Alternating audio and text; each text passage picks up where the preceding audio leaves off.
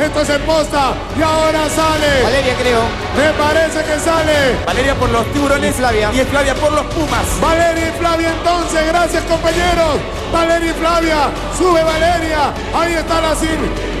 Ahí están las 100 nombres, sube las 100 nombres, ahí va Valeria, ahí está Valeria, sigue Valeria, esfuerza también ahí, la Puma Flavia, ahí está Flavia, pareja la cosa, va a agarrar el pañuelo, ahí está señores, qué impactante desafío, hoy conocemos al campeón del primer torneo. Impresionante, estamos viendo una Flavia Laos que ha superado su nivel de competencia. Yo no sé. Ha perdido miedo a todo, Renzo. Es verdad, el día de hoy han pasado cosas rarísimas. El día de hoy, yo no sé si por saber que dos se están eliminando, se están tomando esto más en serio que nunca. Va con todo Flavia, va con todo Valeria. Ahí va Flavia, va Valeria.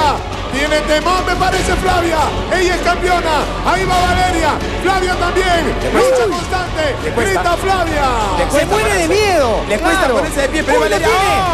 Lo tiene Valeria. Le habían dicho que no funcionaba, que no tenía nombre, que nadie la quería.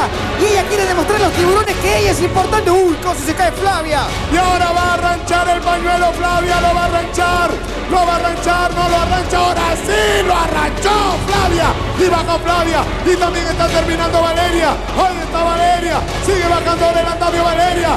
Es un desafío increíble. Oye, y es Natalia. Hoy conocemos al campeón del primer torneo. Eso es verdad. Y tenemos a Natalia Málaga que ya está acá con nosotros. Imagino que pendiente de todo lo que está sucediendo. Natalia, ¿qué tal el enfrentamiento? Hoy es el primer torneo. Hoy sabremos cuál es el equipo ganador de este primer torneo. Ya pues estamos viendo ahora quiénes son los que van a dar el punto a su equipo para ganar.